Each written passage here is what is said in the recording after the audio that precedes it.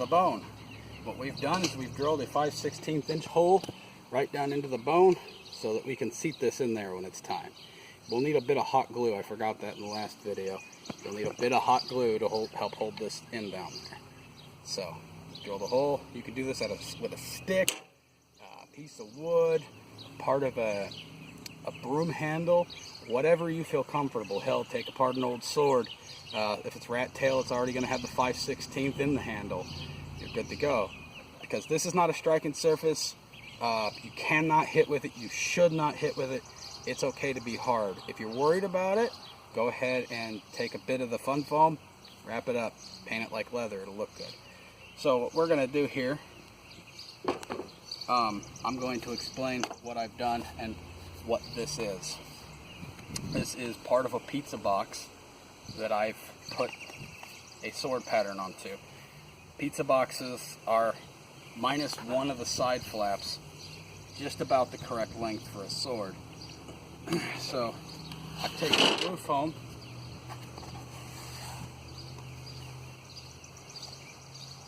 and I've traced it on there, and I flipped it, traced it again, and then I repeated the process so that I have two flanks of this stuff.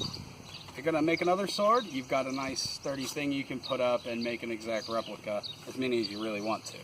Probably not gonna use that again. I'm gonna throw it on the ground.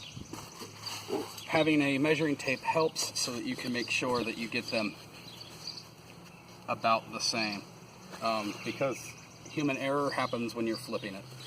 So we've got these. The next step, I am not entirely great at. I don't have a knife on me. So I'm going to struggle on camera to get this open. That's great.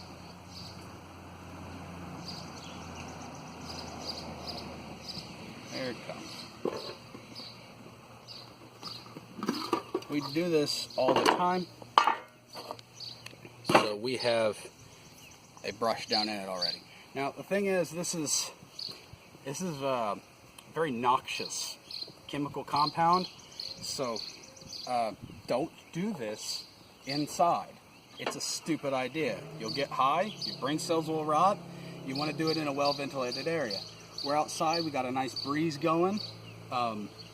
I should anyway take extra precautions for my health and be wearing a respirator and all of that, but it's 90 degrees out. I'm just not inclined to do that.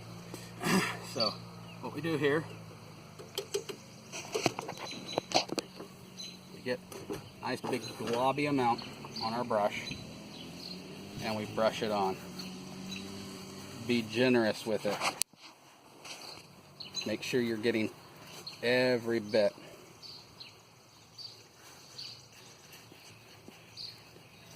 And this stuff goes a decent amount. You are hearing the church bell because I've chosen a bad time during the day to do this, apparently.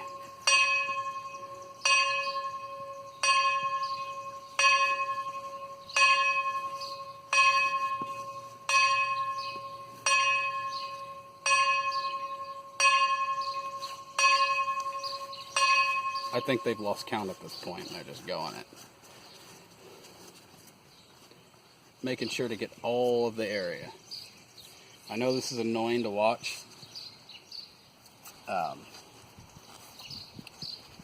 Because I'm just doing something that you're going to end up doing if you're watching this video. And there are probably better ways to do this. Like maybe we could in the future get a roller and roll it up, but I don't know how that would take it. So we've got one of them done. I'm going to set that there where I'm set it under something because like I said, the breeze is going really well out here today. So you can see now it's already starting to tack up. Okay, second one here.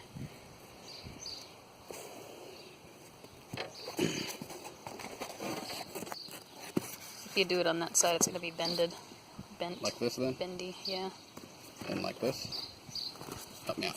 Like this. Do it on the inside again. Okay, do it on the inside. See, that's a good bit of advice. You want to do it to where they face each other.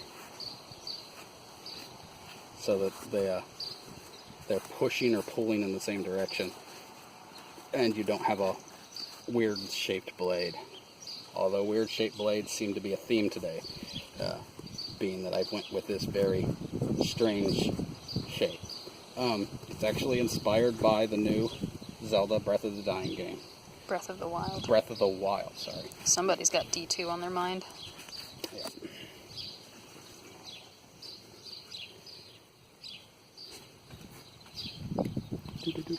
It is the Knight's Claymore in the game. It's 6 feet long, and we don't... that is just well beyond anything we would allow.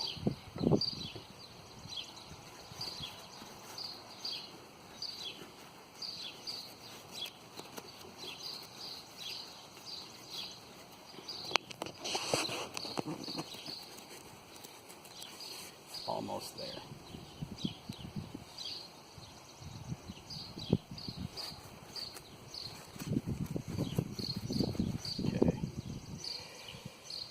While this is going on, there's a bit of a dry period where they'll start to get tacky, and it takes a minute. So to keep from rushing that process, I've left steps to do while that's going on. Blub. Gross. Okay, so the other things we need to do, we need to take our core, which is the fiberglass driveway marker.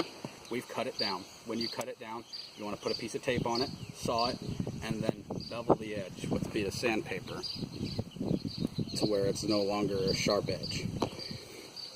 You're going to take 1 inch or 2 inch of the reinforced tubing, and you're going to work it on there.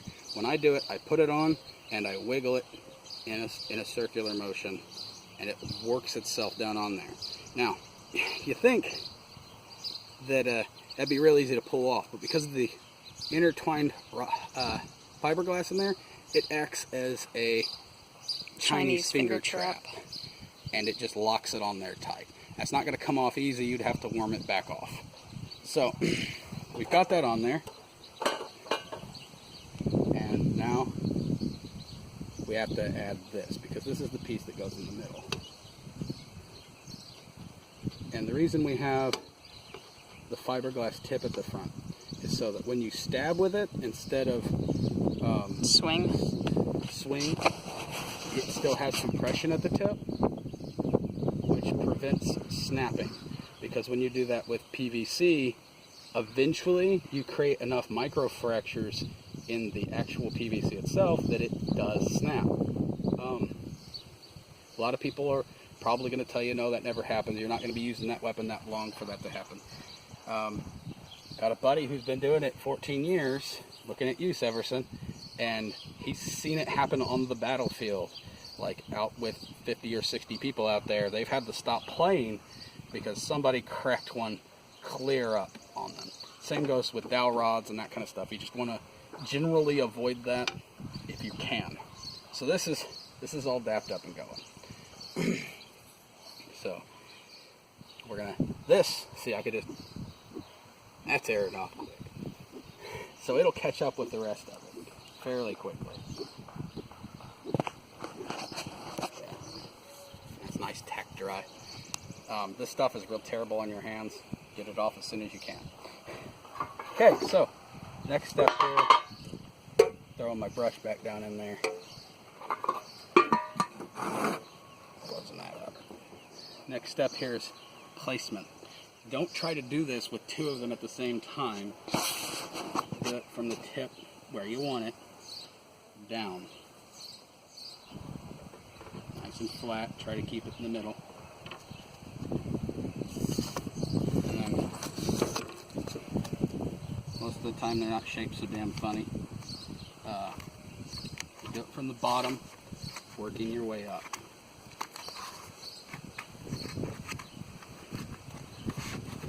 As you can see, I did not do a perfect job cutting these out.